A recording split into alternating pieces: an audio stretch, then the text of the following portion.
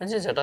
എന്താ മനെ എന്താണ് ഈ രണ്ട് കമ്മൽ മാത്രം അടിച്ചു നോക്കിക്കൊണ്ടിരിക്കണം? നിനക്ക് ജിംക്കാന്ന് പറയുമ്പോൾ എന്നിട്ട് മനസ്സിൽ വരുന്ന സംഭവം ജിംക്കാന്ന് പറയുമ്പോൾ? ജിമിക്ക പണ്ട് അനിയത്തിയൊക്കെ സ്കൂളിൽ പോകുമ്പോൾ ഇങ്ങനെ ഇടുമായിരുന്നു. പിന്നെ അമ്മ കാതിലിങ്ങനെ ഇട്ട് കണ്ടിട്ടുണ്ട്.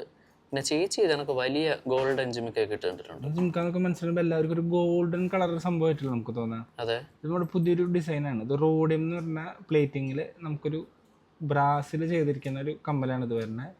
അപ്പോൾ ഈ കമ്മലിൻ്റെ പ്രത്യേകത എന്ന് വെച്ചാൽ സിൽവർ കളറാണ്. ഓക്കെ. അപ്പോൾ നമുക്കെന്ന് വെച്ച് കഴിഞ്ഞാൽ ഇത് കോംപ്ലിമെൻ്റ് ചെയ്യുന്ന ഡ്രസ്സുകളുടെ ഒപ്പം നമുക്കിത് പെയർ ചെയ്യാൻ പറ്റും. മറ്റേ ജിംക്കുകൾ പട്ട് സാരികളുടെ ഒപ്പം അല്ല പെയർ ചെയ്തിടുമ്പോഴല്ല രസം. അതെ. ഇപ്പൊ നമുക്കിപ്പോ ഒരു ലിനിന്റെ സാരി ഉണ്ട്, അല്ലെങ്കിൽ ഒരു പേസ്റ്റൽ ഷെയ്ഡിൽ സാരി വരുന്നുണ്ട്, അല്ലെങ്കിൽ ലൈറ്റ് ഷെയ്ഡിൽ ഒരു സാരി വരുന്നുണ്ട്. ഇപ്പൊ സിൽക്കിൽ തന്നെ ഇപ്പൊ ഒരുപാട് ലൈറ്റ് ഷെയ്ഡ്സ് വരുന്നുണ്ടല്ലോ. അതിൽ ചിലപ്പോൾ എല്ലാം ഗോൾഡൻ ഇട്ട് കഴിഞ്ഞാൽ ആ ഒരു ചിലപ്പോൾ ഒരു ഭംഗി വരില്ല. അല്ലെങ്കിൽ സിൽവർ നൂലുകളിൽ വരുന്ന സാരികള്, അതുപോലെ തന്നെ അങ്ങനത്തെ ചുരിദാറുകളൊക്കെ വരുമ്പോൾ അതിന്റെ ഒപ്പം ഒരു ജിംക്ക പെയർ ചെയ്യണം. പക്ഷെ നമുക്കൊരു ട്രഡീഷണൽ ഗോൾഡൻ കളറിലേക്ക് പോകണ്ട, അതുപോലെ തന്നെ നമ്മുടെ ഗോൾഡിന്റെ കളറിലോട്ട് പോകണ്ട. അതിന് പകരം നമുക്കൊരു സിൽവർ ഓപ്ഷൻ ആണെങ്കിൽ നമുക്ക് ഇതുപോലത്തെ ഒരുപാട് ഓപ്ഷൻസ് ഉണ്ട്. അതിലൊരു ഡിസൈനാണ് നമുക്കിത് വരുന്നത്.